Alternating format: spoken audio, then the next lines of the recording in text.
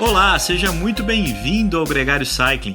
No podcast dessa semana a gente fala sobre o ciclista que não come carne, como é ser um esportista de alto rendimento com uma dieta que não contenha nada de origem animal. Ciclista Vegano é o nome desse episódio, que traz de volta a nutricionista Alessandra Luglio.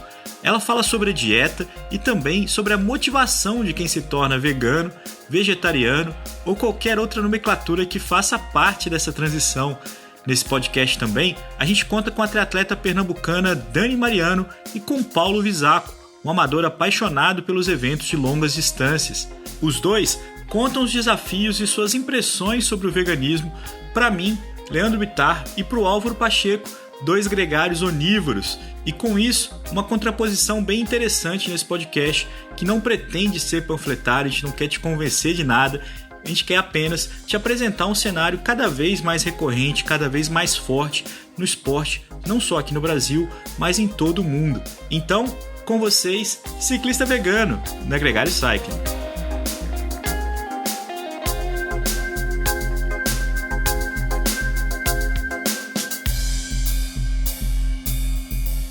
O Gregário Cycling Podcast é apresentado por Ciclorotas SP CCR, um projeto feito por ciclistas para ciclistas. Jungle e Ultra Coffee, a combinação que eleva sua performance.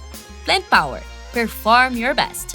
Ciclovia do Rio Pinheiros, a ciclovia que revoluciona o jeito de pedalar em São Paulo. Saiba mais sobre nossos parceiros na descrição deste podcast.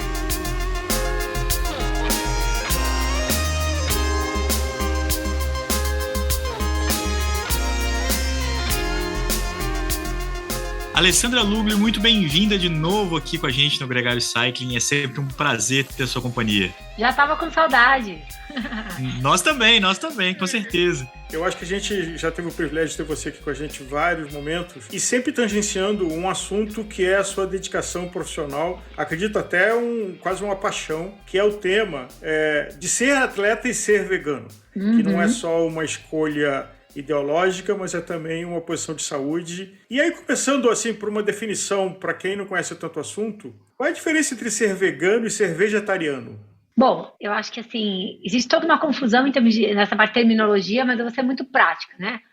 Normalmente, chama-se vegetariano aquela pessoa que deixa de comer carnes, todo tipo de carne, inclusive peixe. Esse termo peixetariano define aquela pessoa que deixa de comer carne vermelha e frango, mas come ainda peixe. Mas isso não entra dentro do mundo do vegetarianismo, porque peixe é animal, assim como qualquer outro animal. Então, ou seja, os vegetarianos não comem nenhum tipo de carne, mas podem fazer uso dos derivados dos animais, como o leite, todos os seus derivados, tipo whey protein, o ovo, o mel. Presta tanta atenção em outras coisas que possam vir de animal, que tem a ver com alimentação, como, por exemplo, colágeno, ou a cápsula do suplemento ou do medicamento tem que ter colágeno, enfim. Então, o vegetariano não come carne. Quando você vai para uma alimentação que tira tudo que venha de origem animal, a gente chama isso de alimentação vegana, que não entra nada de leite, nada de ovo, nada de colágeno, nada de corantes que venham de animais, como, por exemplo, corante vermelho, conchonilha, que é um inseto, nada de carne, claro. E o veganismo, né, é bom falar sobre isso, ele não é só uma dieta, uma alimentação, um modelo alimentar. É um estilo de vida, uma escolha pessoal que, dentro do possível e do praticável, né, não compactua e luta contra a exploração animal. Em todos os sentidos, entretenimento, vestuário, teste em animal, cosméticos e outras coisas. Então,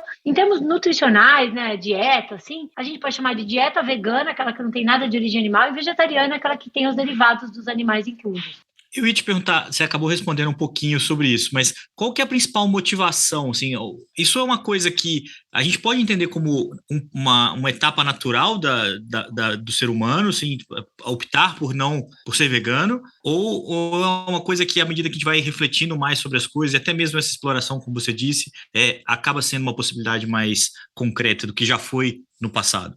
Bom, eu acho que a principal motivação para o veganismo, que, né, ou seja, sem nenhuma dúvida, é esse despertar da consciência quando você entende o que está por trás de tudo que envolve comer animais, né? Tudo que envolve o sistema da agropecuária hoje, né? Toda a questão da exploração, do uso fruto de animais, que são seres sencientes, que sentem exatamente o que nós sentimos, que o cachorro sente, que o gato sente, é tudo igual. E aí, quando você se entende como parte de algo que explora cruamente os animais, realmente essa é a principal escolha, a principal fato que leva as pessoas a deixarem de comer tudo de origem animal.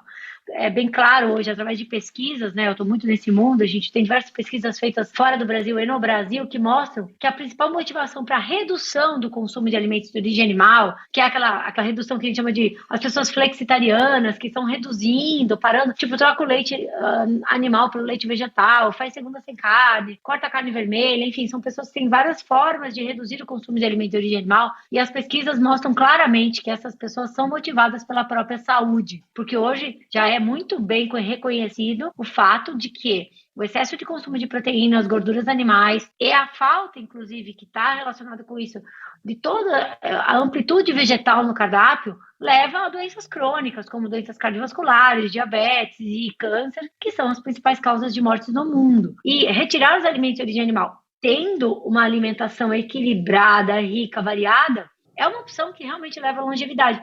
E esses estudos, eles foram escancarados recentemente. E isso é muito bacana. Quase todos os intratreinos hoje são veganos, né? Quando você pega a suplementação para o esporte, se a gente pensar assim, carboidrato é vegano, ao menos eu faço um suplemento de lactose para você tomar, né? Mas são veganos, ou seja, quando a gente fala de hidratação, sais minerais, quem que provém isso a gente? São frutas, vegetais, isso tudo sempre foi vegano. O que dentro do mundo do esporte sempre, assim, atrapalhou a questão da disponibilidade de produto vegano é a parte proteica, né? Porque se usa demais o soro de leite animal, claro, de vaca, que é o whey protein, né? Se eu não me engano, 70% a 80% de todo o volume de suplementos vendido no mundo é proteína, né? Não são as outras, os encapsulados, um aminoácido, um intratreino, um carboidrato, isso não representa praticamente 20% do mercado. Aí tá tudo proteína e a grande maioria é de origem animal, né? E qual que é a importância dessa suplementação do ponto de vista do vegano? Como é que ele lida com essa ausência, né? Não come a carne, não tomaria o whey ou os 80% dos suplementos que levam o soro do leite. Existe sempre uma conjectura, né? Uma ponderação de que vai faltar alguma coisa no organismo, que vai faltar alguma coisa na sua nutrição. Como você, que além de vegana é também uma nutricionista, como é que você lida com essa resposta? A primeira coisa, todo vegano precisa ter atenção à vitamina B12, né, que é algo que não tem na alimentação e que muito, muito, muito provavelmente precisa suplementar, porque é algo simples, com cápsulas, com comprimidos, ou até injetável, mas enfim, eu gosto mais do que aquela injeção dói demais, então eu tomo lá meu comprimidinho diariamente, a cada 3 dias, enfim, e não é nada diferente do que dar um rolê lá na loja de suplemento, dar um rolê lá na farmácia perto da sua casa, que você vê a parte de suplementação, aquele monte de vitamina, mineral, é isso, é aquilo. Você vai numa loja de suplemento, aquilo lá não é feito para vegano, aquilo é feito para onívoro, né? Se fosse para vegano, meu amigo, fecha as portas e vende o negócio porque ninguém vai comprar, né? Então, ou seja, o primeiro ponto, né? A gente fala, mas tá vendo, vai ter que suplementar. Como se os atletas que estão me ouvindo aqui agora não suplementassem se estão sendo onívoro, né?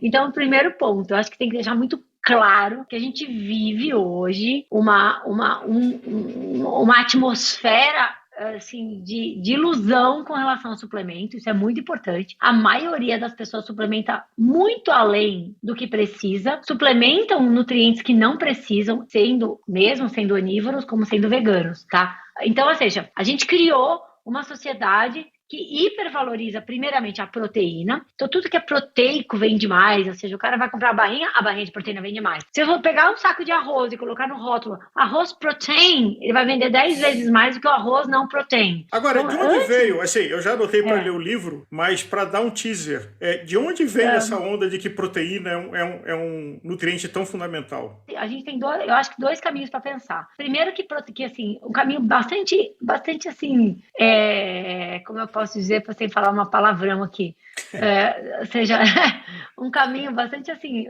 meio obscuro, mas assim, muito simplista, simplório, vamos dizer assim, que é pensar assim, cara, todo mundo pensa no esporte, e até fora do esporte, todo mundo quer músculo. Todo mundo quer músculo, porque é o músculo que vai fazer você pedalar mais, é o músculo que vai fazer você correr mais, é o músculo que vai fazer você ficar bonitão, sarado, músculo que vai mostrar sua masculinidade, sua macheza, né? Então, ou seja, tem tudo isso e aquela coisa, e é isso. Se você olhar, o grande consumidor de proteína do planeta é o público masculino, desde a referência né? primária de que é o macho que é capaz de atrair a fêmea, ou, enfim, Alguém tudo. que seja da procriar a espécie e aí a atração... Aquela coisa, o seu nível de músculo, seu nível de muscular, ele tem a ver, assim, tem a ver, que eu digo, pensamentos, né?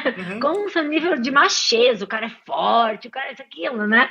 Bom, enfim, então acho que tem a ver com isso, que você traz essa coisa empírica, vamos dizer, que é um pensamento simplista de que acha que como o músculo realmente é proteína, tende-se a pensar que quanto mais proteínas eu comer, mais músculo eu vou ter, mais macho eu vou ser, mais forte eu vou ser. Isso é sem pensar, basicamente, no recorte fisiológico, porque não é assim que eu vou jogando proteína pra dentro e vai crescendo o músculo, né? Se fosse a gente ficar no sofá, ia virar o Schwarzenegger, né? Popeye assim, com espinafre. Não é assim. A gente tem toda uma questão fisiológica de que aquilo que a gente entrega de proteínas para o nosso corpo tem uma possibilidade, uma capacidade do nosso corpo aproveitá-la, e para ela aproveitar e transformar em músculo, tem que ter o estímulo, que é o exercício físico e tudo mais, para virar músculo. Senão, gente, vai virar gordura, vai virar xixi proteico. Eu acho que esse é o primeiro ponto. O segundo ponto é essa questão de que a proteína, a carne e as partes a proteína animal, ela sempre foi, desde sempre, a parte mais cara, menos acessível, a mais cara de todos os cardápios. Isso também tem a ver com o status, né? O status, por exemplo, quando a gente vê as pessoas, né, de uma condição socioeconômica menor, estão lá lutando para comer osso hoje no Brasil, que é horrendo, se a gente for pensar. Se a gente olha historicamente, os escravos, né, eles não comiam carne, eles comiam o rabinho do porco, o pé do porco, o focinho, por isso que virou feijoada, porque eles jogavam todas essas sobras dos animais que não são os músculos, que isso ficava para a elite, né, que comia, para os senhores e tudo mais, que comiam a proteína. Então, sempre proteína teve um status social, diferente do arroz, do feijão, da banana. Um mito, uma falácia é de que a proteína vinda da carne, ela tem uma concentração de que é difícil compensar ela com vegetais, ervilhas ou grão de bico. O que é a verdade? O que é fake e o que é verdade dessa afirmação? E, se for verdade, qual é a solução? Bom, eu acho que antes também, eu tenho um terceiro ponto para terminar a história de antes, que tem a ver com essa aqui, né? É que existe além de tudo, né? Por que todo mundo ficou maníaco por proteína e tudo mais, proteínas animais principalmente? Cara, porque a gente tem um lobby da indústria da pecuária imenso também. A gente não pode deixar de falar da indústria da carne, da indústria do leite, da indústria dos ovos. São muito poderosos, eles têm um poder financeiro enorme, que coloca na mídia o ovo como o alimento mais completo do mundo. Aonde? Cadê a fibra do ovo? Cadê a vitamina C do ovo? Cadê o carboidrato do ovo, meu amigo? Como pode ser completo sem carboidrato? Que é a nossa fonte de energia. Não pode, mas tem lá o lobby e as pessoas reproduzem um alimento mais completo, alimento mais completo. Então, assim, peixe é saudável. Aonde? Né? Se a gente tem mares e águas poluídas em que todas as contaminantes ambientais estão dentro do animal também, você recebe esses contaminantes. Talvez tenha sido na época da minha tataravó, mas não mais hoje. Então, as proteínas vegetais sempre foram muito subestimadas, né? E quando a gente vai estudar a fundo, sem vínculo com a gente olhando, né, do ponto de vista científico, tudo fisiológico, que é muito claro, e sem estudos com conflitos de interesse, você não vê essa diferença. Até porque tem algumas histórias muito mal contadas, né? Que eu vou contar aqui, que é o básico do básico do básico, tá? As proteínas são um conjunto de aminoácidos. Existem 22 tipos de aminoácidos na natureza que vão se combinando em ligações peptídicas e formam as proteínas. Existem trilhões de tipos de proteína, porque imagina 22 bolinhas podendo se misturar de todas as formas, tendo todas elas ou não todas elas, duplicando, triplicando, quadruplicando, em formas lineares, formas quaternárias, formas terciárias, formando formatos tridimensionais. Você imagina o que pode fazer que se chama proteína. Mas todas elas são feitas com os aminoácidos. Existem 9 aminoácidos desses 22 que são considerados aminoácidos essenciais, que são aminoácidos que o nosso corpo não sabe fazer, não sabe sintetizar. E obrigatoriamente, para a gente poder fazer as nossas proteínas, nós precisamos recorrentemente receber da nossa alimentação esses aminoácidos. E aí que está o pulo do gato, porque todo mundo fala que o alimento de origem animal é rico em aminoácidos essenciais. Realmente é. Tem bastante aminoácidos essenciais. De uma forma que chega-se a entender que o alimento de origem vegetal não tem esses aminoácidos essenciais. Mas onde está o tal do pulo do gato? Que, aliás, meu gato fica pulando aqui, né? É isso, é para coordenar o argumento, né? Cara, quem sintetiza, fabrica esses aminoácidos essenciais que estão nos alimentos são as plantas, exclusivamente. Os animais, né, que são os animais não humanos, assim como os animais humanos, nós não sintetizamos esses aminoácidos, nós dependemos que eles venham das plantas, que eles venham da nossa alimentação. E a planta que faz através da fotossíntese. Então, todos os aminoácidos essenciais que você consome no seu whey protein, come na sua carne, no seu ovo, eles vêm daquilo que o animal comeu. Então, o animal comeu planta e ele produziu seu músculo, suas secreções, os óvulos, com aqueles aminoácidos, e a gente come através de um atravessador esses aminoácidos. Então, ou seja, fica muito claro aqui que eu tenho total direito de ir direto à fonte, ir direto ao vegetal. Então, todos os vegetais, todos, sem nenhuma exceção, têm os aminoácidos essenciais. E todos eles, todos os alimentos, até a melancia, eu sempre dou esse exemplo, tem todos os aminoácidos essenciais. Que fique claro isso. O que muda é que a diversidade de alimentos vegetais é muito grande. Você tem frutas, você tem todas as sementes, todas as castanhas, todos os cereais, todas as raízes, todas as leguminosas. O que acontece? Cada grupo alimentar tem uma proporção diferente desses aminoácidos e também uma quantidade diferente de proteínas por 100 gramas. Então, tem alimentos que estão mais concentrados em proteínas, como, por exemplo, as leguminosas. Feijão, lentilha, ervilha, grão de bico. E alimentos menos concentrados, como frutas que têm muita água, como a melancia que eu disse. Não deixa de ter. E na alimentação vegetariana, quando a gente não coloca o alimento de origem animal, você consegue, através de uma alimentação simples, que é comendo de forma combinada os alimentos, ou seja, uma alimentação que a gente chama de variada. Toda boa alimentação, para cumprir suas metas nutricionais, seja ela onívora, seja ela vegetariana, precisa ser equilibrada. Fato. Tá cheio de onívoro por aí com um monte de desequilíbrio nutricional, né? Ou seja, não é porque você come de tudo que você está comendo tudo que você precisa. Então isso precisa ficar muito claro. Então na alimentação vegetariana, a gente coloca lá cereal, leguminosa, folha, fruta, pá. E aí todos esses alimentos trazem uma quantidade de aminoácidos e uma qualidade em termos de diversidade desses aminoácidos essenciais diferentes que somados nos entregam o que a gente precisa. Isso a gente chama de princípio da complementariedade, que é o ponto alto do veganismo. Quando a gente não tem um representante no nosso prato de um alimento, assim como a gente faz com a carne. Carne é proteína. Daí você vai lá, você nem conta o que vem de proteína dos outros alimentos, porque para você aquilo lá é sua fonte de proteína.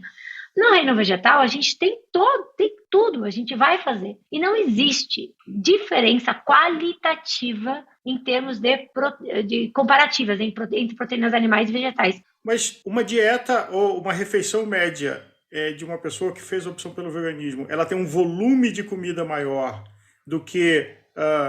e eu sei que você já falou que não é comparável, mas eu volto a pergunta. Sim.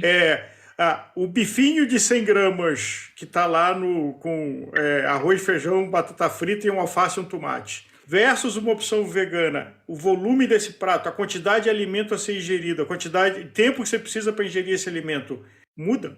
Muito. E aí você pegou no pulo a explicação dessa história da proteína com a gordura. Toda carne tem gordura. Então, o que acontece? Vamos falar, a gente sempre tem que fazer comparações isocalóricas. O que eu quero dizer com isso? Com as mesmas calorias. Então, eu tenho um prato aqui de arroz, feijão, bife, batata frita, alface, tomate, como você disse, que tem 500 calorias. Tá? Se eu pego e tiro a carne, eu baixei ali umas 200 calorias. Então, o que eu vou fazer? Eu vou pegar mais vegetais, o arroz, não precisa colocar nada no lugar. Eu vou pegar aquele arroz, feijão, bife, batata frita, salada, tirar o bife e vou aumentar a proporção, principalmente de arroz e feijão. E a salada, e até a batata frita. O que vai acontecer? A carne, ela tem pouca água, zero carboidrato, e ela tem um volume pequeno para muita caloria. A gente chama de que é um alimento densamente calórico, por conta da gordura. Cada grama de gordura tem 9 calorias. E ela fica desapercebida, porque você não vê tanto a gordura, ao menos seja aqueles pedaços de gordura que tem na picanha e tudo mais. Enquanto o carboidrato, 1 grama tem 4 calorias. E tem muita água o carboidrato, né? O alimento com carboidrato tem mais água. Então, o volume, para você atingir essas 200 calorias de diferença que viria da carne em vegetal, você vai proporcionalmente aumentar o volume do seu prato. Isso tem vários benefícios. Primeiro, você vai ter uma ótima saciedade com um prato maior. Segundo, que seus olhos vão comer melhor, né? Porque a gente come com os olhos também. Nossa, que prataço, que demais! Terceiro, é que você vai acompanhar, né? Ou seja, esse mais arroz, mais feijão, mais verdura que você vai colocar no seu prato, tenta não colocar mais batata frita, vamos fazer um acordo aqui, tá? Então, ou seja, mais arroz, feijão e verdura vai te aumentar o teor de fibras, vai aumentar o teor de vitaminas, de minerais, compostos bioativos, então vai melhorar a sua qualidade nutricional do prato, então você vai ter um prato mais nutritivo, mais volumoso, vai trazer mais saciedade e vai ter menos gordura saturada, que a gente sabe que está ligada aí diretamente a doenças cardiovasculares e outras questões. Então, ou seja, um erro que se comete, Álvaro, quando se está na transição ou se pula, né, para o veganismo de uma hora para outra, qual é? É que as pessoas têm medo de comer muito, tá? Mais mulher tem medo, né? E atletas que precisam bater metas calóricas mais altas porque treinam 1, 2, 3 vezes por dia, cara que gasta 5.000 calorias num dia, realmente o volume das refeições dessa pessoa impacta muito, porque ela não aguenta comer tanto, né? Então, o que acontece? Uns têm medo de comer, o outro não aguenta comer tanto. Então, ou seja, um dos maiores erros praticados por quem está em transição, querendo virar vegano, para quem está virando, é esse medo de comer ou a impossibilidade de comer tudo que precisa comer. Por quê? Porque com isso a gente não bate a meta calórica. Quando você não bate a sua meta calórica, você automaticamente começa a perder peso. E se tudo bem, você está, né, acima do seu peso, mais gordinho, que legal. E virei vegano, tô emagrecendo, tudo que eu sempre quis na minha vida era emagrecer, agora nem era por causa disso, mas agora tô emagrecendo. Ótimo, o veganismo vai te ajudar. Ajuda mesmo, tá? É fato, tem ciência por trás, a gente já tem dados, assim, epidemiológicos que mostram que a população vegana, ela chega a ser 15 a 20% mais magra do que a população onívora. E do ponto de vista de volume, esse grande volume da alimentação vegana, ele vai trazer uma correção muito importante do teor de fibra da dieta, tá? Hoje, ou seja, a gente tem aí metas, assim, né, preconizadas de 25 gramas para mulheres e 30 gramas para homens, né, de fibras por dia. E a gente sabe que a população não bate nem 20% disso todos os dias, porque come tudo refinado. Então, quando você vai para o veganismo, automaticamente você começa a colocar mais vegetais no seu prato. E esses vegetais, principalmente leguminosas, cereais, são grandes fontes de fibra. E essa fibra aumenta o bolo fecal.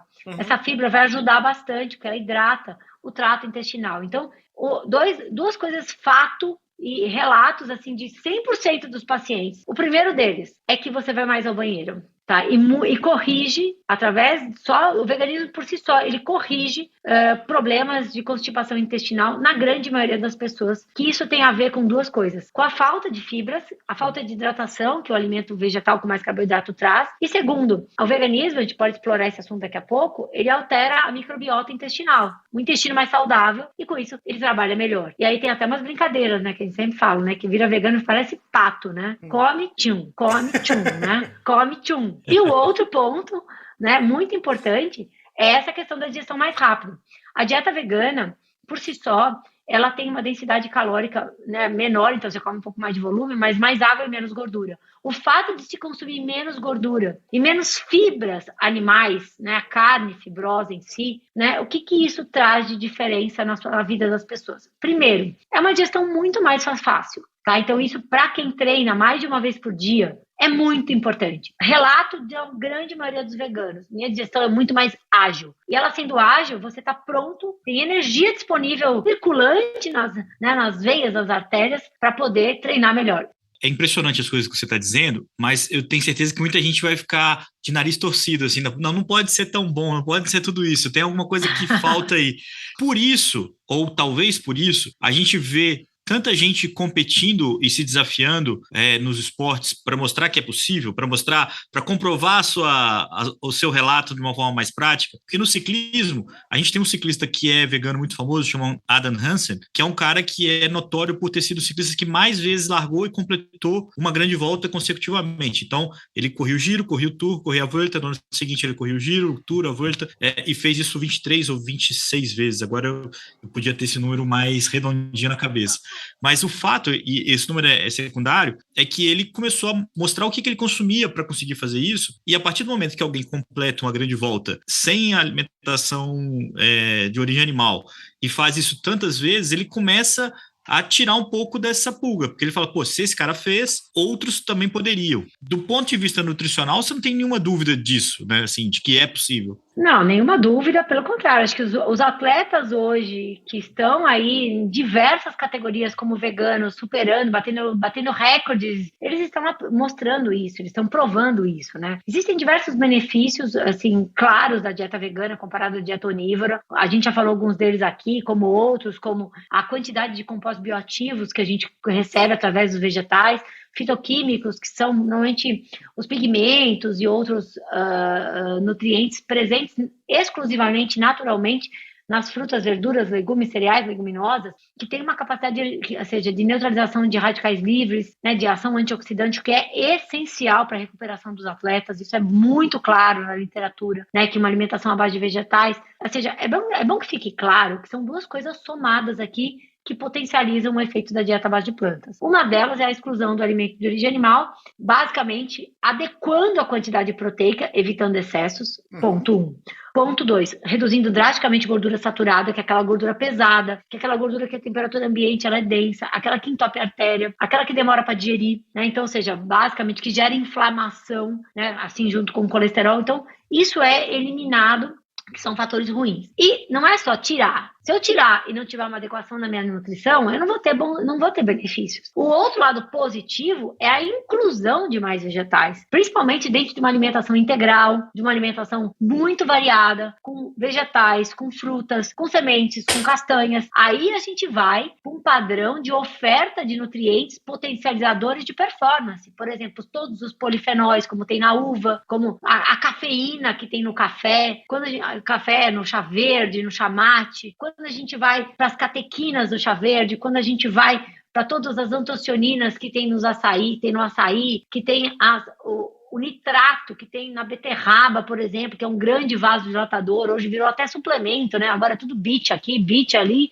porque é a beterraba, né? E a gente que é vegano já comia beterraba todo dia, a vida inteira. Então a gente tem, assim, o vegano que come esses alimentos com frequência, porque faz parte da alimentação dele, ele tem esse benefício estendido ao longo de todo o tempo. Ele tem artérias, ele tem uma viscosidade do sangue pela redução de gordura menor, um sangue menos viscoso, junto com ação antioxidante, células limpas, junto com uma vasodilatação causada pelo consumo frequente dos polifenóis e dos nitratos. Você imagina, eu estou dando fórmula mágica aqui, um sangue cheio de compostos bioativos, com carboidrato, que a gente não pode deixar de falar disso, né? Porque dietas onívoras de atletas que valorizam proteínas, elas têm uma proporção muito maior de proteína e menor de carboidrato, o que é péssimo dentro da performance do esporte. Então, mais carboidratos, quantidade justa de proteína, baixo teor de gordura, muitos compostos bioativos, vitaminas e minerais, menos viscosidade plasmática,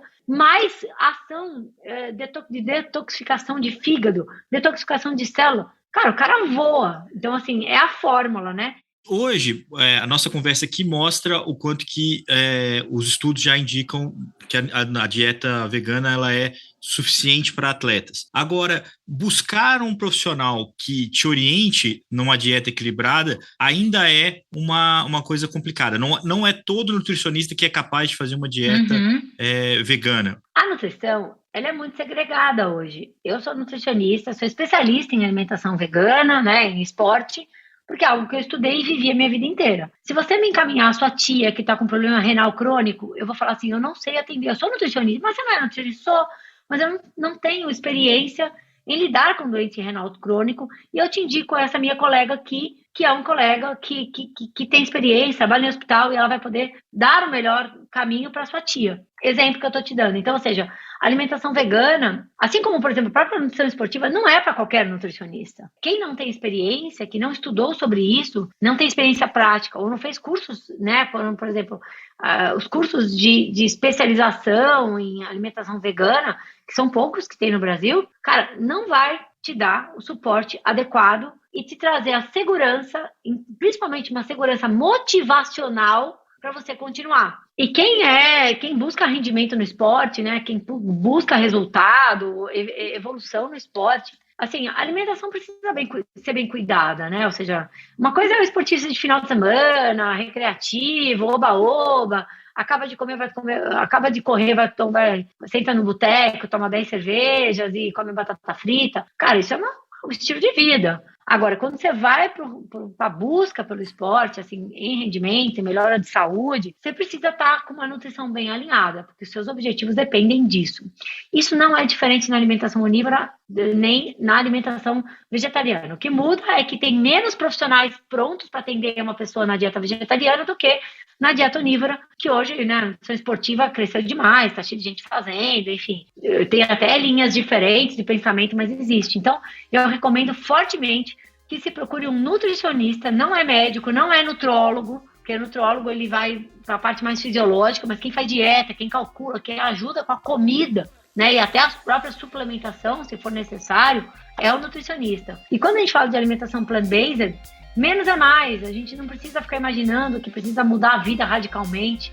Pelo contrário, você só vai fazer ajustes que vão fazer você se sentir melhor. Você não depende, você não vai gastar mais dinheiro com nada, pelo contrário. Tira lá o queijinho brie da sexta-feira e a picanha do domingo, você vai ver como você vai economizar, né?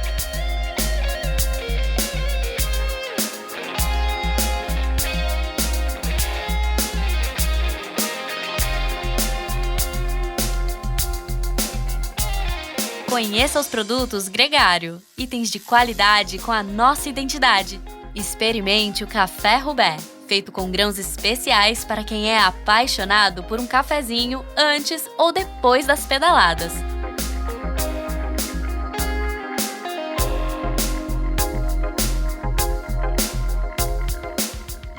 Ouvir a Alessandra Lugo falando com tanto entusiasmo sobre o veganismo parece até que é bem fácil, mas não é. A Dani Mariano tentou e tentou mais de uma vez, porém, ela está muito satisfeita com a sua escolha com o veganismo. Se liga!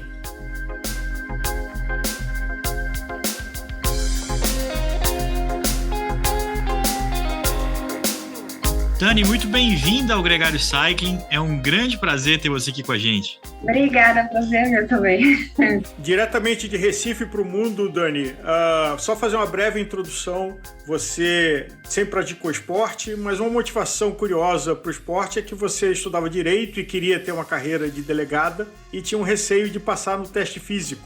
Mas Sim. Isso, apesar de você não ter se tornado delegada, te contaminou a maratona a partir de 2012 e depois o triatlo que chegou na sua vida há menos tempo. E tem um sonho que você ainda está buscando, que é largar e completar a Maratona de Boston. Mas eu acho que esse é um tema para outro programa. No nosso programa de hoje, você, a partir de 2017, se interessou pelo veganismo. Como é que foi a sua primeira tentativa? Porque você fez ela de uma forma não orientada. Você meio que falou, ser vegano é assim e eu vou nesse caminho. Como é que foi essa primeira tentativa? Foi depois que eu assisti um documentário com uma amiga minha, já era vegana. Aí eu disse, não, eu quero me tornar vegana, eu preciso. Não, era inconcebível para mim comer animal, passei assim, inconcebível. Aí eu disse, tá certo, como é o veganismo? É não comer nada de origem animal. Então a gente corta tudo e bora tirar do prato, né? Só que aí, qual é o problema disso? Você acaba aqui não sendo saudável, porque assim, veganismo é saudável. Não necessariamente, porque você vai partir para os industrializados, que é a coisa mais fácil, entendeu? Você olha lá os ingredientes, não tem nada animal, vou comer isto. Só que você acaba não sabendo fazer a distribuição nutricional correta, e nessa época eu já fazia maratonas. Então isso teve um impacto muito grande no meu rendimento nos treinos e numa prova, que inclusive eu corri a prova bem com dificuldade. E eu me senti mega frustrada, porque nem eu conseguia, eu queria muito, e eu não conseguia distribuir os valores nutricionais. Foi daí que aí falhei, né? Não é para mim, não dá certo, é difícil encontrar as coisas nos lugares que a gente sai, isso naquela época.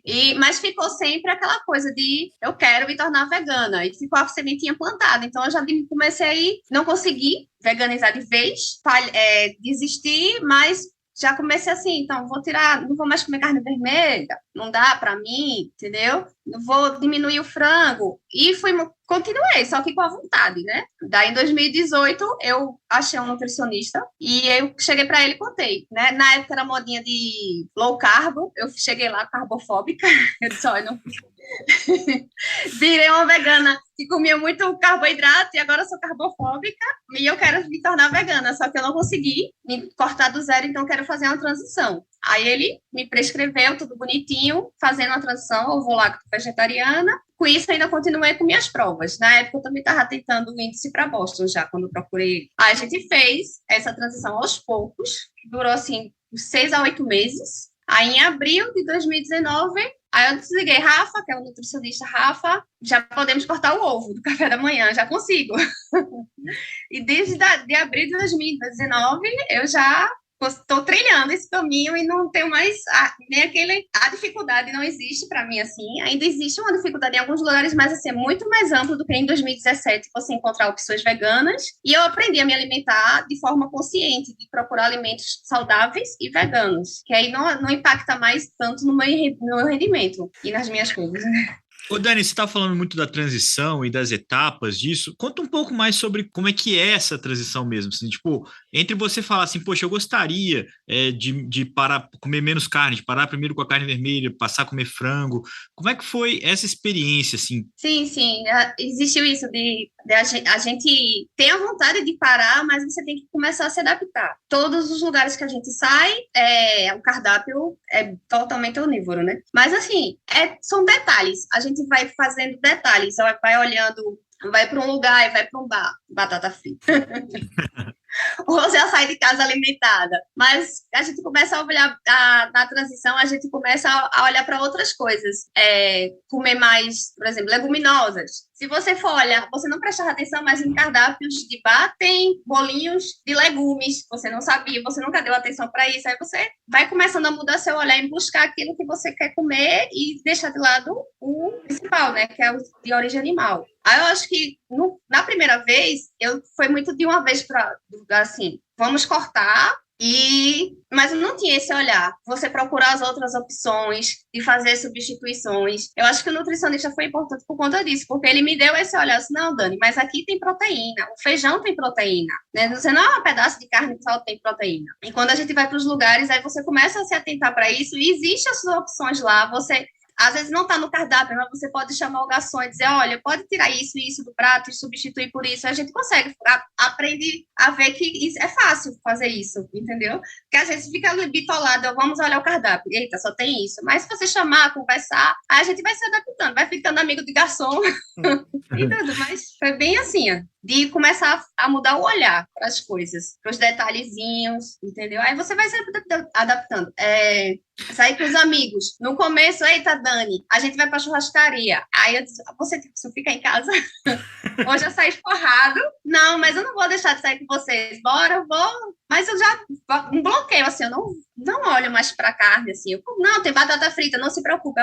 As pessoas, elas ficam preocupadas. A gente vai se reunir, mas Dani não come isso. Aí sempre vira aquela situação chata de, mas Dani, você não come isso. Mas Dani, minha gente, vamos, a gente vai. Eu me viro lá, pode ter certeza. Qualquer coisa eu levo uma marmitinha dentro da bolsa, entendeu?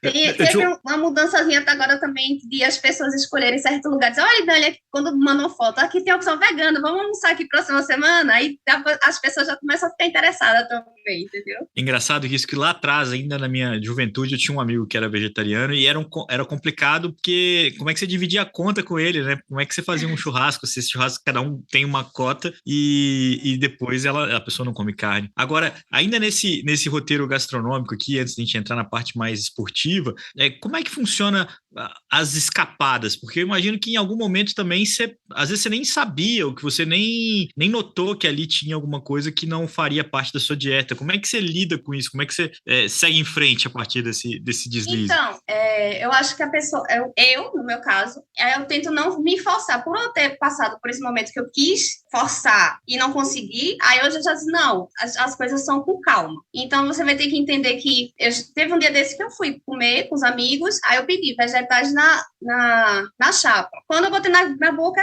tinha um gosto de carne, eles botaram na mesma chapa da carne, entendeu? Aí você, paciência, bola pra frente. Conscientemente não fui eu que fiz isso, né? Então não acontece de eu chegar nos lugares e perguntar tem leite, tem ovo nesse salgado? Não tem. Mas eu sei que tem depois quando eu me empolo, porque eu acabei ficando com intolerância à lactose. Eu acredito que eu não tinha, mas eu acredito que por eu cortar e depois se eu voltar a comer, aí eu já sei que alguém me enganou, que eu tô cheia de bolinha aqui. Eu disse, foi leite, tinha leite no coisa. Bola pra frente. Agora tem pessoas que realmente, veganos que não, eu veganizei, não admito, restrito, é inadmissível, fulano tinha comeu um feijão, separou a carne. Eu acho que não é por esse caminho, entendeu? Porque se você se pressionar, você se frustra. Muita gente que adotou o veganismo de uma forma disciplinada como você adotou, relata que um dos grandes benefícios é a recuperação pós-atividade física. Pós-evento, você acabou de fazer o 70.3 Maceió, como triatleta que você é hoje.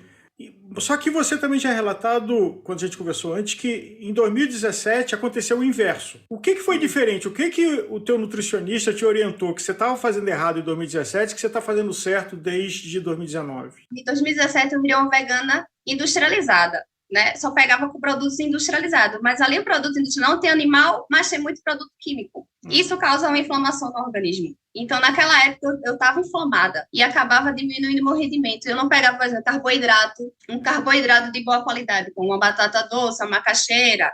Aí eu pegava um pão que não tivesse ingredientes de origem animal, então o meu carboidrato vai ser hoje o pão. Uma batata frita de pacotinho, um lanche quando você está na rua, ao invés de uma barrinha de proteína. Quando você passa a distribuir nutricionalmente os alimentos de forma de você separar o que tem valor nutricional, aí isso impacta, eu acredito muito que isso impacta no seu rendimento, isso impacta na recuperação muscular, porque você passa a ter uma alimentação anti-inflamatória. Por isso que eu vejo essa diferença de você ter, que eu tenho, que é a recuperação muscular. Eu tenho uma recuperação muscular muito rápido, eu tenho os treinos mais pesados, eu acho. E eu posso comparar com a época que eu era carnista, né? E naquela época de você comer industrializado, eu não sabia distribuir a alimentação. Então, eu comia qualquer coisa que tivesse um pacote que não tivesse coisas de origem animal. Eu não comia verduras, eu não comia feijão direito, grão de bico, e agora a gente come bem bonitinho, bem distribuído, e é de forma natural, não ficar buscando. Meu Deus, eu preciso arranjar aqui alguma coisa que na embalagem não tenha nada de origem animal. Nesse sentido, uma pessoa vegana hoje, ela precisa também gostar de cozinhar, ela precisa gostar de preparar o seu próprio alimento, faz parte dessa cultura? Faz parte, até por conta de paladar. Foi uma das coisas que a gente começa a perceber, o que a gente desenvolve, não é que a gente desenvolve, a gente começa a perceber texturas diferentes dos alimentos e começa a se aventurar na cozinha de fazer os temperos diferentes, aí você faz o que você comia antes, de forma similar, ou antes com produto de origem animal, faz uma coisa similar. E assim, para ter mais independência até no dia a dia, porque eu levo minha marmita para o trabalho, né? Na hora do almoço eu estou trabalhando. Então, a gente acaba acostumando a cozinhar para comer de forma saudável. Como é que funciona? Porque tem a chutada de balde de junk food, né? De chocolate, sorvete, que está longe de ser saudável, mas às vezes a gente tem que também ter uma coisa para alimentar a alma. Sim. Como o veganismo, como é que é a sua descoberta por sabores que te divertem, que alimentam a alma? Tem, viu? Sorvete, chocolate vegano tá cheio no mercado. Na verdade, está crescendo muito. Eu acho que as empresas estão olhando que o consumo está maior. Então, olhando, se você for ver, daqui bom tem sorvete, o picolé, daquele Magnus, o sorvete, todos têm a opção vegana. Então, dá para chutar o balde tranquilamente. Chocolate também. Dá para sentar na frente da televisão e tomar um pote de sorvete. A Leite Moça lançou agora o leite condensado vegano. E aí, pronto, o mundo está se veganizando, né? Então, a gente está chutando o balde tranquilo. Dá tranquilo para chutar o balde. Outra questão que se fala é de que, como fonte de proteína, a carne ela tem uma concentração maior e, portanto, o tamanho das refeições, quando você é onívoro do que quando você é vegetariano, muda. Como é que você descreve para a gente essa mudança do volume do seu prato nas suas alimentações, sendo disciplinada como vegana? Não, o volume aumenta, porque assim, quando a gente vê um prato onívoro, a gente vê metade do prato é um bife, né? Uma saladinha e uns carboidratos, assim. E a gente bota salada, arroz, batata, e começa a botar os grãos. Então, acaba o feijão, a quantidade de feijão é grande para alcançar a quantidade da proteína, um grão de bico, e o prato fica um prato de pedreiro. Aí, às vezes, quando eu consigo comer no almoço de Rafa, uma nutrição de Rafa, tem muita comida, eu não consegui comer tudo nele. Não, Dani, você distribui à tarde, você toma um shakezinho com a proteína, porque aí já compensa, já que você não consegue comer tanto o volume daquele prato do almoço. Mas, assim, durante a manhã, o café da manhã tá tranquilo, entendeu? E a janta. Mas a gente lancha muito. E, assim, eu não suplemento muito com proteína vegetal, né? Aquele shake, porque eu consigo levar minha alimentação para o trabalho, eu moro perto do trabalho. Então, eu não tenho aquela emergência de, meu Deus, eu preciso andar com quilos de comida, eu consigo distribuir de pouquinho em pouquinho, ao longo do dia eu vou batendo a minha meta nutricional. Ô Dani, como é que é a reação do seu treinador, das outras pessoas, né? Eu imagino que o seu nutricionista te deu um amparo para isso, mas quando você se posiciona como vegana e Ironman, como é que já é uma coisa muito mais aceitável do que era em 2018? Como é que você se sente confortável em fazer grandes desafios como esse com a dieta vegana? A princípio, sempre foi com muita desconfiança, né? Quando eu mudei de treinador, por exemplo, porque antes eu tinha um treinador para corrida, aí para o triatlo já é outro treinador, né? Porque são 3 esportes em um só. Então, quando eu não como animal, aí já começa a ver com desconfiança, mas você não vai se sustentar na prova, é uma prova muito grande. Eu disse, não, tá tranquilo, pode deixar que eu vou fazer a prova. Mas, Dani, você tá comendo o quê? E não sei o quê. Então, há muita desconfiança. Só que aí, com os meus resultados, todos sempre foram muito bons. Então, acaba ganhando respeito para as brincadeiras também. E as pessoas começam a se interessar. Aí você já percebe, Dani, mas você comeu o quê no intratreino? Você passou mal? Você passou mal durante a prova? Você teve algum desconforto? Porque eu tô achando o meu tá muito desconfortável. Eu queria saber o que você comeu para eu levar pro meu nutricionista para dizer que você comeu como vegana. Aí eu toda feliz, repasso, fiz tudo. Mas no começo sempre houve desconfiança. Você não vai aguentar, você não vai se sustentar nessa prova, você come. Que é assim, é vegana, come pouco. Não, eu como muito. E o que mudou na sua estratégia nutricional de prova, inclusive porque você faz eventos longos, como maratona, como 70.3, até Iron Full. O que muda no pré, no intra e no pós-treino dentro da dieta vegana? A única coisa que houve um impacto maior foi o carboidrato, porque quando eu cheguei carbofóbica, né? E o meu nutricionista, pelo menos, é de uma linha que o carboidrato é fonte primária de energia. Então, o que aumentou, a gente foi trabalhar esse aumento de carboidrato durante a prova e na semana de prova. Mas foi tranquilo, assim. Durante o ciclo de treino, não mudou muita coisa, não, assim, da dieta animal para uma dieta vegana. Só houve substituições, mas não tem produtos revolucionários novos, nem nada. É comida, de verdade, e durante a prova, se entupir de gel. Até porque hoje tem muitos géis, quase todos são veganos. São porque é praticamente maltodextrina, açúcar. Então, os ingredientes, eles não... Até uma vez eu mandei e-mail para Z2, eles só dizem que não colocam o selo de vegano por conta para você ter o selo vegano nos produtos, até a distribuição, o transporte tem que ser de uma forma que, por exemplo, que não se junte com um laboratório, o transporte não se junte com outros produtos de origem animal. Então, o transporte influencia para você ter o selo, mas não quer dizer que o produto não seja vegano. Ele é vegano, só que ele não tem o selo por conta dessas pequenas burocracias, entendeu? Um ouvinte nosso que está aqui nos escutando, depois de 4, quase 5 anos como vegana, o que você daria de conselho para se tornar vegano? O principal que foi o que deu certo comigo é procurar um nutricionista para ele lhe mostrar que existe esse leque de opções de comida que vai fazer você se alimentar normal, sem nenhum terrorismo e se sentir bem. Porque você se sente bem se está botando para dentro de você alimentos, fontes de energia, né? Saudáveis. Então, eu acho que o principal é você ir para um nutricionista, entendeu? Que aí ele vai ajudar você a fazer essa tarefa, porque é aquela vegano, mas não necessariamente é saudável. Se você for fazer sozinho, você vai pegar produtos industrializados e meter para dentro e não conseguir. Vai inflamar seu corpo com produtos lixo.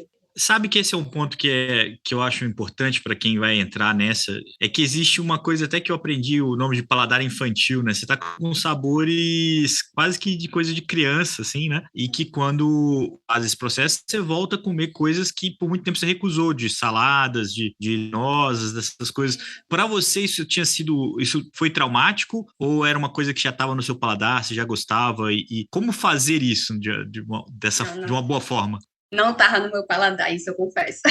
A vontade era tão grande de me tornar vegana, que eu disse, não, vamos olhar para os vegetais de outra forma e aprender até os temperos. Mas aí foi a parte mais difícil desses traumas, né? Porque eu nunca fui de comer Eu não comia feijão, minha mãe, ela me forçava a comer feijão, você vai ficar anêmica. Então, a gente começa a dizer, não, eu quero, vamos aprender. E, assim, quando tira essa barreira, você vê, pô, é muito saboroso. Tipo, quando eu virei, foi em abril de 2019, eu estava no meio das férias e quando eu disse para a Rafa, eu mandei mensagens, agora eu consigo. Porque lá na Colômbia tinha muito restaurante com opção vegana. E eu então começava a pedir as saladas. E as saladas lindas, maravilhosas e com sabores que, meu Deus, eu não tinha esse paladar para isso. Aí eu comecei, é viável. E eu gostei de desenvolver esse paladar de você pegar um prato de salada e comer, assim, salada com várias coisas, né? Bem coloridas, que até acho que a visão da gente influencia no paladar. E ver que realmente eu amo,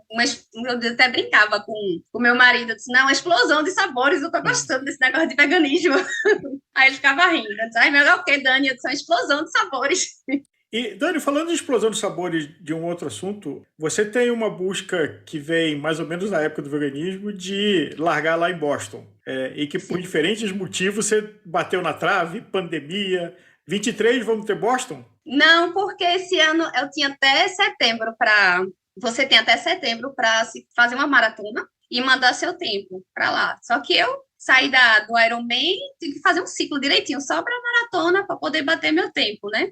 Para bater o índice. Aí não dá mais tempo para 2023. Espero que 2024, porque aí a gente só tem, se eu não me engano, acho que a única maratona que tem agora, que foi a que eu fiz, que eu peguei o índice, foi Floripa, que é agora em agosto. Aí em setembro, você manda um e-mail para Boston com seu tempo qualificatório, e eles depois mandam e-mail de volta para dizer se você entrou ou não, que foi assim que eu recebi, né, em 2019. Eu fiz a maratona de Floripa, mandei meu tempo, e aí em outubro eu recebi que tinha sido aceita. Mas aí a pandemia veio e bagunçou tudo.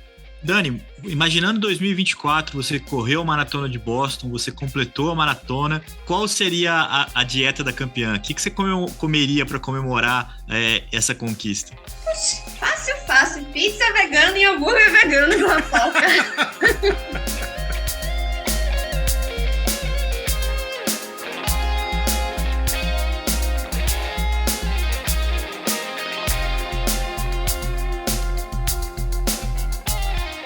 De uma ciclista e triatleta para um ultraciclista e ultratriatleta, Paulo Visaco também é vegano, compartilha algumas experiências da Dani Mariano, mas acrescenta outras bem interessantes nessa conversa sobre o ciclista vegano. Se liga!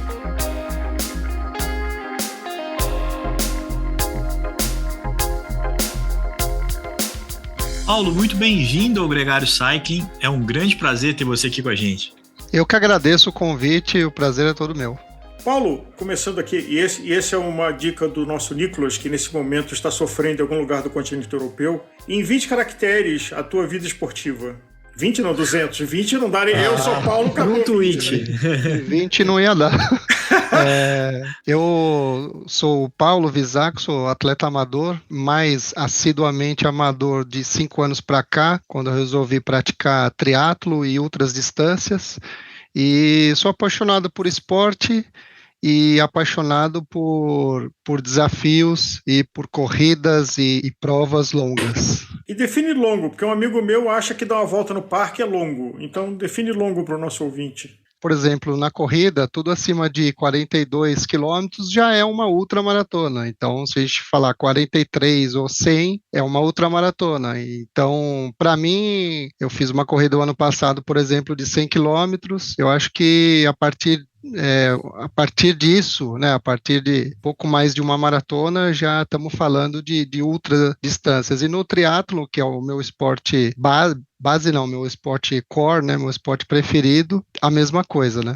Vou até falar aqui em primeira mão para vocês, a minha candidatura foi aceita para o UB do ano que vem, então é uma prova que eu já tinha muita vontade de fazer, o Ultraman, não sei se vocês conhecem também. Sim. Essa prova. Então, o ano que vem estarei lá no Ultraman, que sempre foi meu sonho fazer essa prova. Também estou bastante feliz que vou conseguir realizar. Aliás, tem uma prova que você mencionou quando a gente estava preparando esse programa, de que o nome dela já é um indicador. Então, você pode falar um pouco dessa prova que te interessa? Essa prova é o Insanoman, é uma prova que ocorreu mês passado, de um amigo meu agora, Denis, que ele que é o o criador da prova, e aí acabamos virando amigos aí na prova. É uma prova de poucos atletas, né? Acho que tiveram 10 inscritos apenas, que ocorre aqui no litoral aqui de São Paulo, em Bertioga. Uma prova de 2 dias, são 7 quilômetros de natação, 284 de bike e 48 de corrida. Ô Paulo, e o tema aqui é o veganismo, né? Então, o que veio primeiro? O esporte ou o veganismo? Como é que chegou o veganismo para você? Na verdade, o esporte veio primeiro. Eu sigo esse estilo de vida mais natural, mais plant-based, mais vegano, como queiram, já há um pouquinho mais de 3 anos. Foram 2 coisas principais que me motivou. A primeira, na verdade 3, a primeira, saúde, né? Tanto o esporte que eu pratico e as coisas que eu procuro fazer são sempre em primeiro lugar em função da saúde, e as outras 2 foram na questão de melhorar a performance, e a outra um pouco mais, vamos dizer assim, um pouco mais espiritual, né? Eu acredito muito em energia das pessoas, energia das coisas, e eu acredito bastante que a energia que sofre o animal, né, quando é abatido, ou mesmo quando está lá, né, antes de ser abatido, acaba passando para a gente que come essa proteína animal.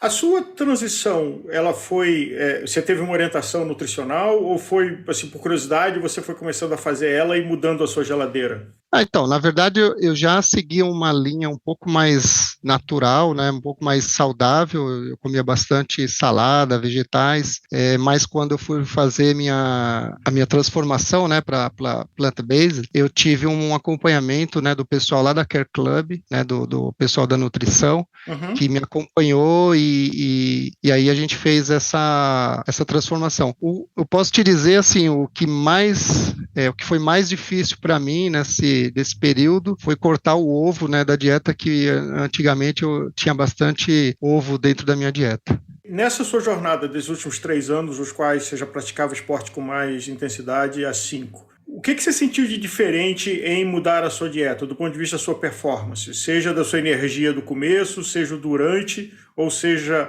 o processo de recuperação pós-prova ou pós-treino?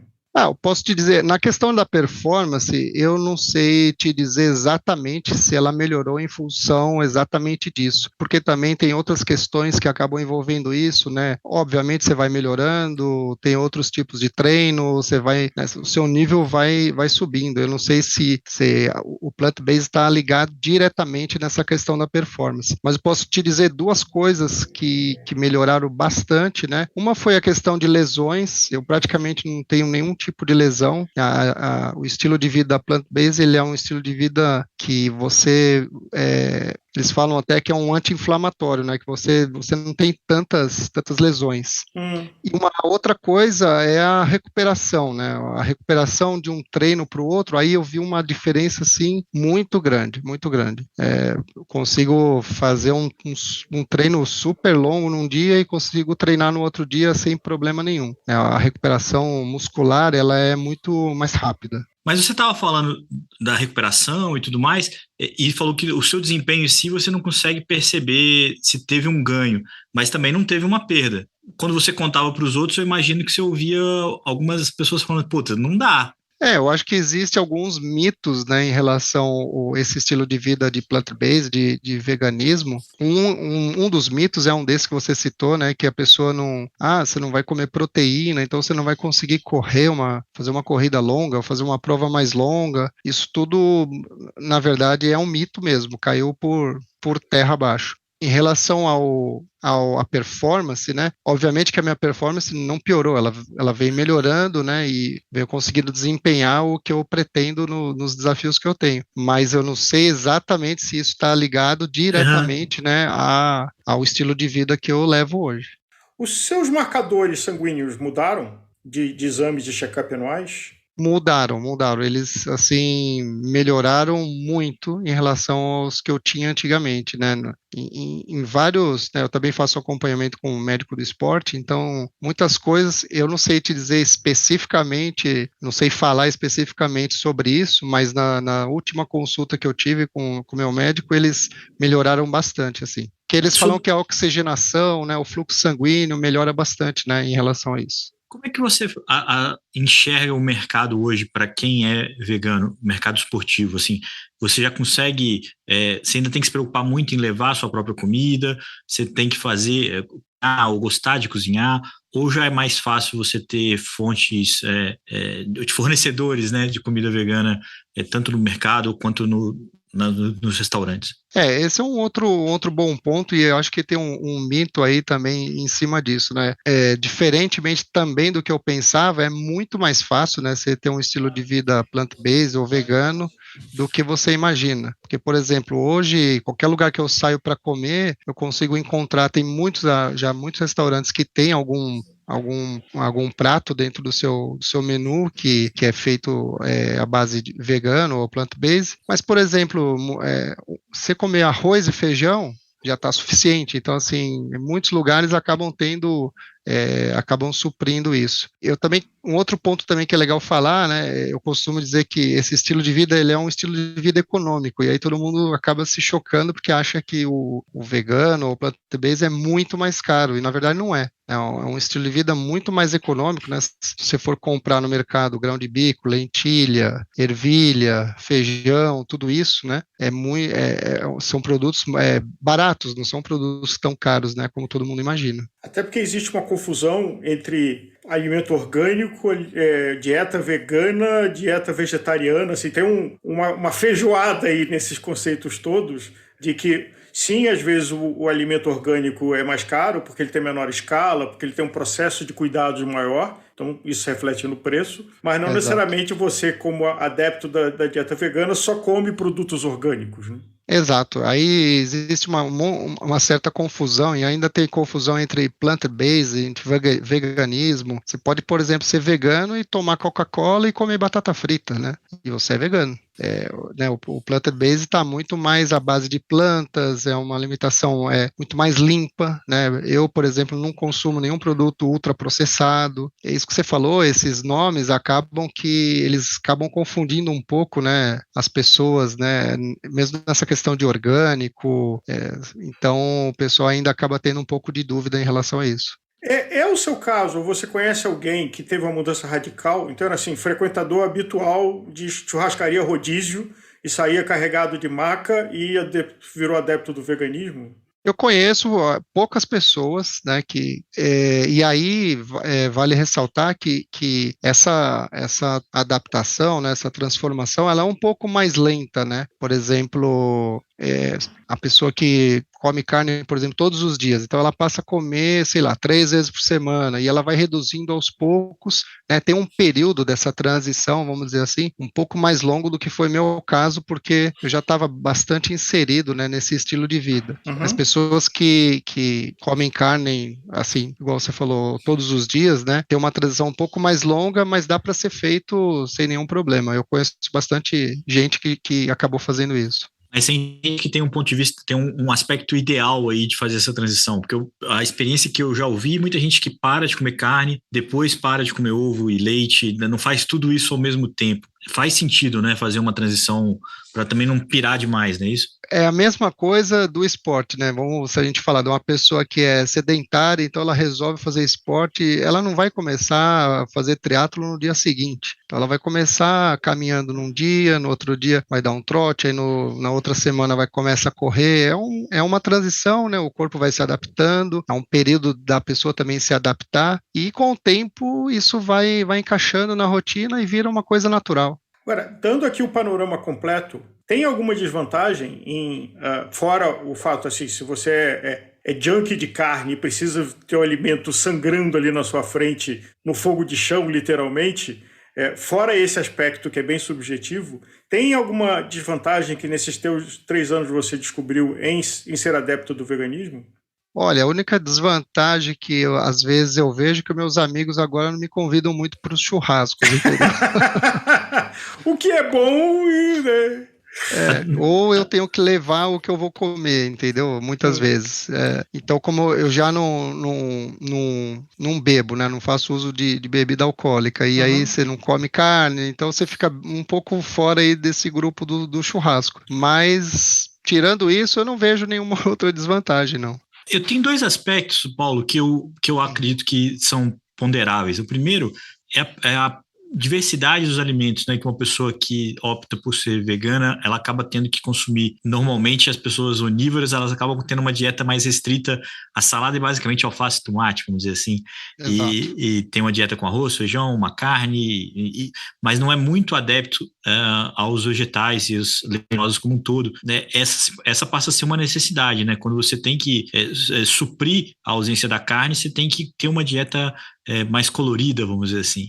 Porque tem muita gente, por exemplo, que faz uso que suplementa, né, ou, por exemplo, suplementa a proteína, né, com outros produtos. Eu prefiro sempre comer comida, né, natural. Então, aí faço uso de, igual você falou, de leguminosos, né, de mais vegetais. Mas isso, por isso que eu te falei, para mim foi mais fácil. Mas para quem, por exemplo, não gosta muito de vegetais ou não gosta muito dessa parte de feijão, lentilha, grão de bico, esse tipo de coisa, aí fica um pouco mais restrito, né, um pouco mais complicado. Porque esse é um sintoma que já foi, até nesse próprio episódio, as outras pessoas já falaram, de quando você passa a não comer as carnes, basicamente ovo, leite também, né, você começa a ficar muito monotemático, né, nas suas dietas, quando você não tem esse paladar tão aberto, né, você é meio chato para comer, né, a palavra acho que é essa, quando você é muito pentelho, você acaba comendo muito batatinha frita, ou batata assada, ou arroz e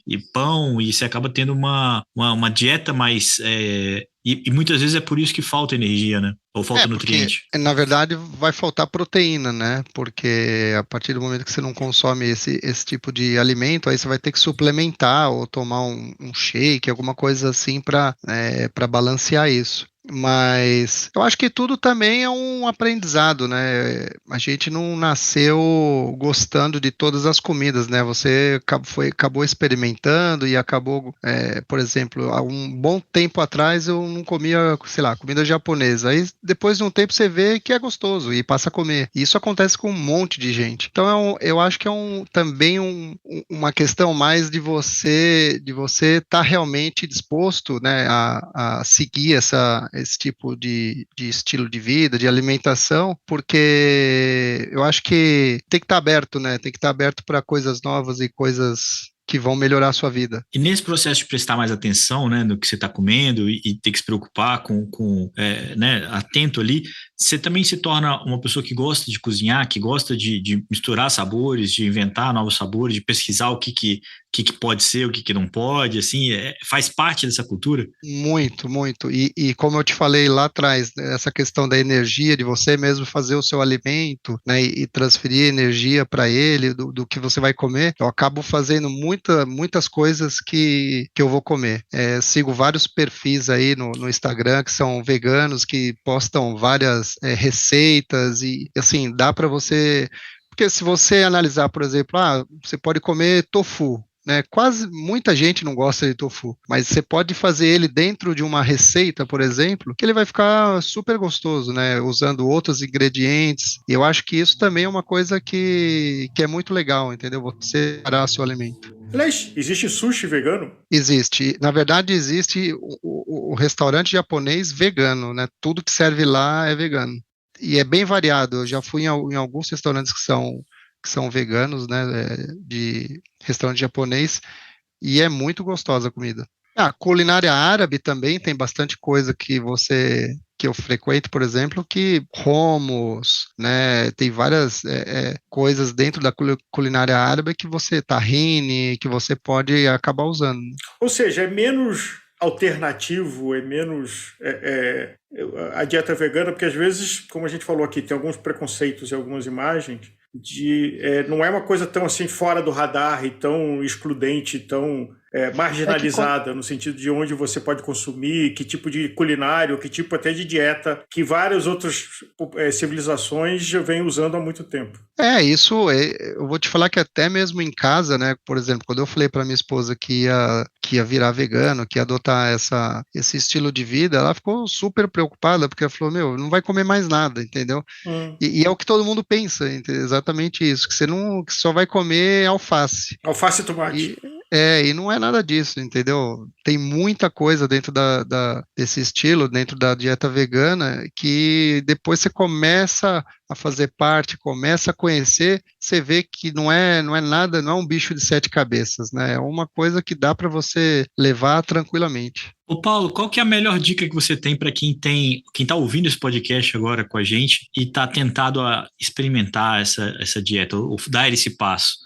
A melhor dica que eu posso dar é comece e faça aos poucos, né? Não tenta virar plant-based, virar vegano de um dia para o outro. Por exemplo, eleja um dia da semana que você não vai comer carne, depois na outra semana 2, e aos poucos, né, gradativamente, né, você vai se sentindo bem, se sentindo melhor, e isso vai acabando que você vai diminuindo até você realmente adotar 100% esse estilo de vida. É mais ou menos como eu faço nos meus treinos longos, né? Eu acabo fatiando bem os treinos ou as provas, e aí você acaba faz um pedaço, faz outro, você vai ver, tá 100% feito. Olha, o veganismo é bem interessante ouvir você. Insanamente não sei, eu precisaria pensar mais com cuidado, ver se eu topo uma dessa, mas eu acho que o veganismo... Mais fácil passar um dia sem comer carne do que um dia inteiro pedalando, né? Dois.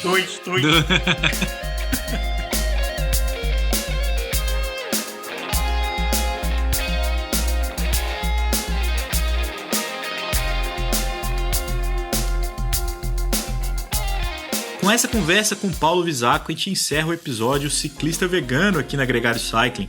Muito obrigado a você que chegou até aqui. É sempre uma honra e uma satisfação muito grande contar com a sua audiência. O Gregário Cycling é um podcast semanal, então toda semana a gente tem episódio novo e tem também uma série de outros conteúdos feitos especialmente para você que, assim como a gente, é apaixonado pelo ciclismo. Então siga a gente no seu player de podcast favorito, curta as nossas mensagens, siga a gente no Instagram, siga a gente no YouTube, interaja conosco. Tudo isso é o jeito mais fácil de você ajudar que mais pessoas também escutem a gente. Um grande abraço e até a próxima!